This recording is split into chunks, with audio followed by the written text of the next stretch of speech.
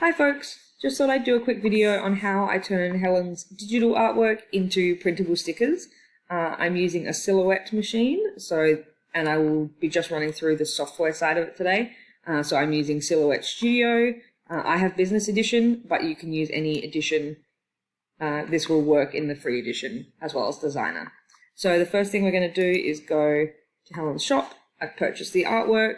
It was in just went through sort of the normal checkout process, and then you get an email with a link. I followed the link and it comes to this landing page. So then I'm going to just click download now. Your computer might ask you where you would like to save it. It might just save it in your downloads by default, but it doesn't matter as long as it's saved on your computer somewhere. You can choose wherever you'd like to save it.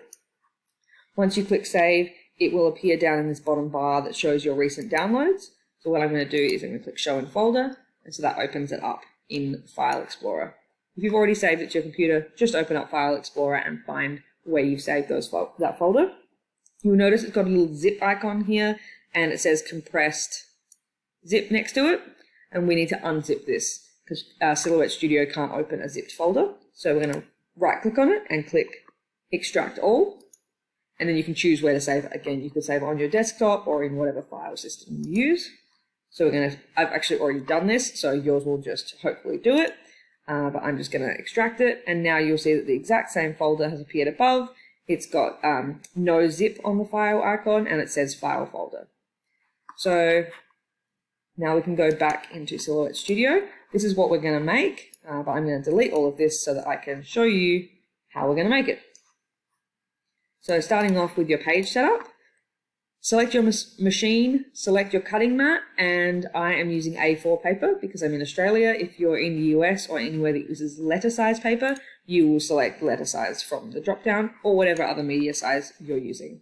Make sure you have your registration marks turned on. These are my settings in centimeters. You can just use the default settings, or if you already print and cut, you can just use your regular print and cut settings. The first thing we're going to want to do is bring our files into Silhouette Studio. So go back to your File Explorer. I'm going to make this a little bit smaller just so it's easier to drag and drop. These are my 5 pieces of artwork. They're adorable and I can't wait to have stickers of them. So click on one, click and hold your mouse down and drag it into Silhouette Studio. And now that piece of artwork is in Silhouette. So we're going to go back to File Explorer and we're going to do the same thing for all 5 pieces of artwork. Make sure when you're dragging in that you don't drag on top of them because it will replace them instead of importing them both. So just drag it into a clear workspace. So let's try it again. So there's our 5 in. And if you need to, you can move this.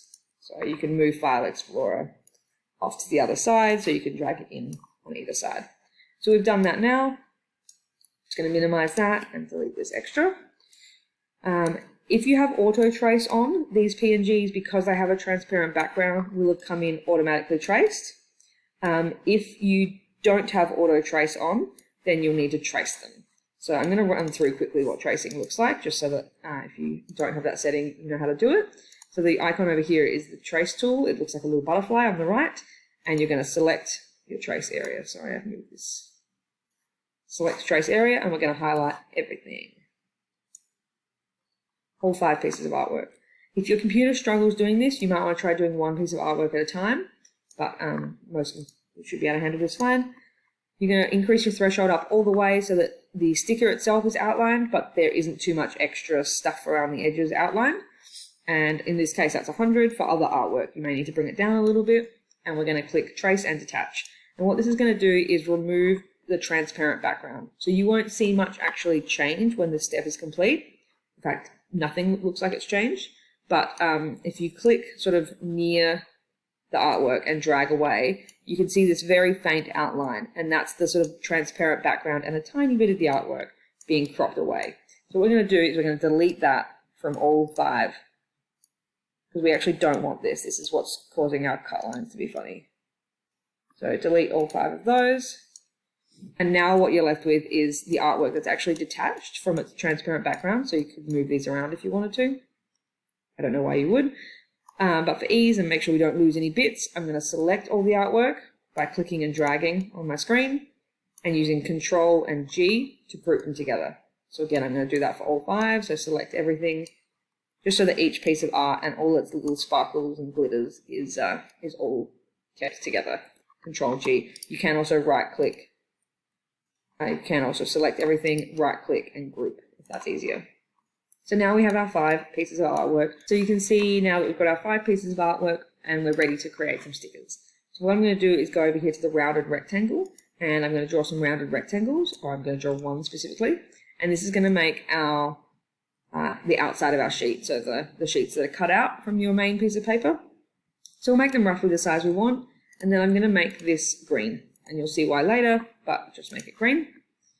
And then to make sure I fill all the space possible, what I'm going to do is go to my replicate panel and replicate to the right, and then select both and replicate down. And you could make these exactly the same size as Helen's sheets. You would just have to get your ruler out, measure one of Helen's sheets, and make your box that size. I just like to fill up as much space as I can. So with all 4 on the page, I group them together, again using Control G, and then you can drag out until it reaches all the way up to where this grey hashed area is, because you can't print too close to these registration marks. So again, I'm going to Control Shift G and ungroup. So now I've got my 4 sheets ready for cutting out. And we're going to take a piece of artwork, maybe this one to start with, and I'm just going to zoom in a little bit. And I'm going to make it smaller because I don't want a 9 by 8 centimeter sticker. I want something more like what Helen's sticker sheets look like. I'm going to make this bigger. I reckon I want this to be about 3 centimeters wide. Place it roughly where you want it, and now I'm going to add an offset tool, because if I cut it as is, the Silhouette machine would try and cut every little tiny piece of this out, but actually I want this to be one sticker. So I'm going to go to the offset tool. It looks like a little star, and offset, and my standard is a 0.08 centimeter offset, and click apply. So that's given us this image and a red line. So this is going to be our cut line. So we'll get to the cut settings in a little bit, but you can Control and G to group them together, and then you can duplicate it, you can copy paste, but I find that a bit annoying to sort of get it perfectly lined up. So instead, if you hold Control and the arrow key, it just duplicates to the right. And then if you hold the Shift key down and the arrow key, you can nudge it over a little bit. So that's the big 2. And then I'm going to copy paste that, and I'm going to make a smaller one. When I make a smaller one, I'll show you the sort of 2 options. The first is that you just make this image smaller, which is fine. So maybe I'll make it 2 centimeters wide by 1.6 tall. But I find that this offset is now really tight to the sticker, and I actually want to give it a little bit more breathing room. So instead, what I'll do is I'll resize the sticker, right click and ungroup it, and just delete this red line and give it a new offset. So the new offset will be 0.08 and click apply. So you can see that this offset is just ever so slightly sort of more bubbly around the outside. The Silhouette machine isn't going to have to cut quite as intricate in these little details. And the reason for that is that because when you make the sticker smaller, you also make the offset smaller, and it doesn't scale exactly. So this is a 0.08 offset around a smaller sticker. So I'm going to group that together, zoom back out a little bit, and again, place it roughly where I want the first one, holding the Control key down, right arrow taps across, and the Shift arrow sort of moves, nudges the item across, and then you can select all 4, go over to my transform tool, and space them out horizontally. Now I'm going to group them together again. You'll notice I use the Control G to group together a lot.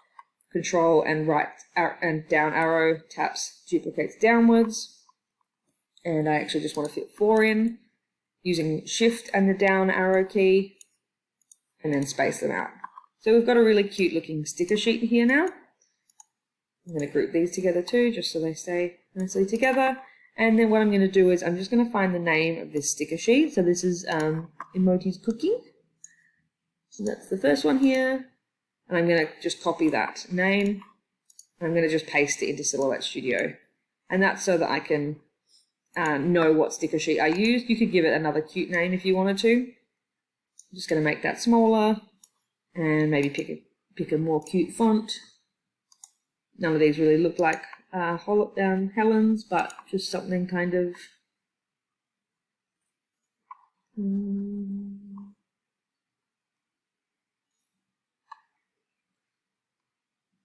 Oh, come on, I just need a cute font.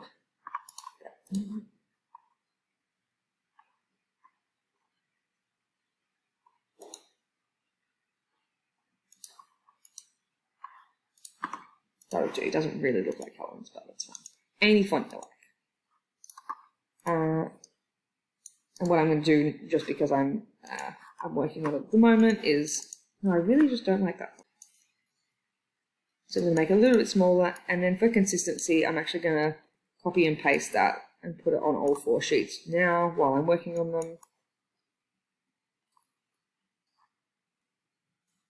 And then I'll be able to paste in the text when I'm ready for them. So I might just do one more now. I'll do the art one.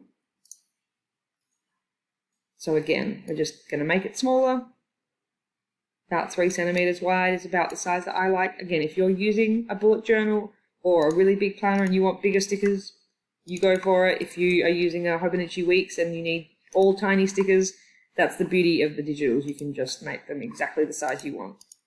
So I've just gone and done an offset on that. You'll notice that this offset has created a tiny little internal offset here too that we actually don't want.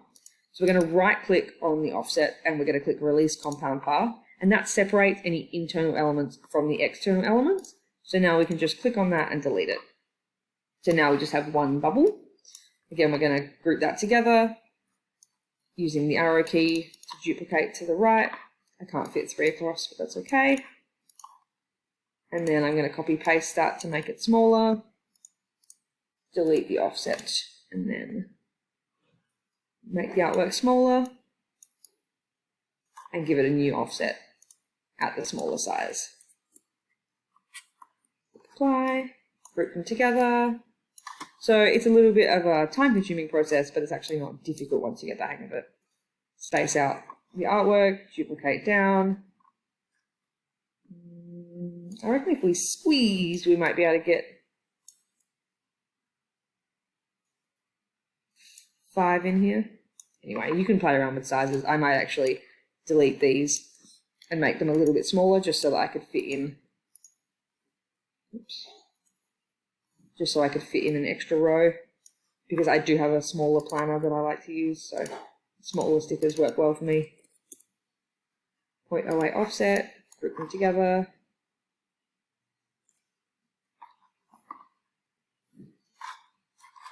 Using the shift key to create some space. Space them apart. Tab down. Now we can fit 5 in. We could probably even fit more than that.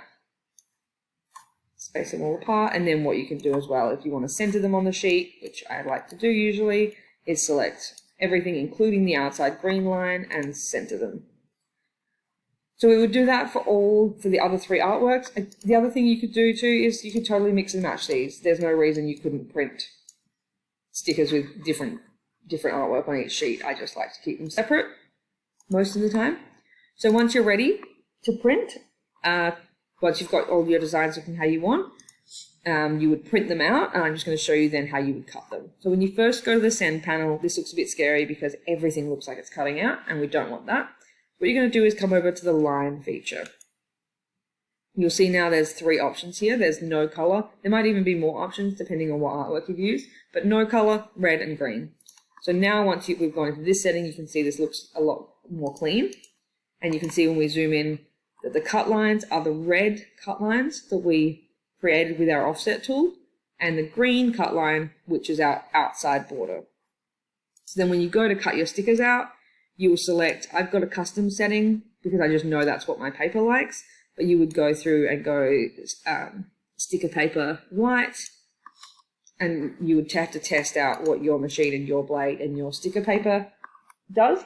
But then this would be your kiss cut setting, and then to cut out the full sheet, I would usually use something like a cardstock setting, and that will make sure it will cut all the way through the sticker paper and give you 4 nice separate sheets.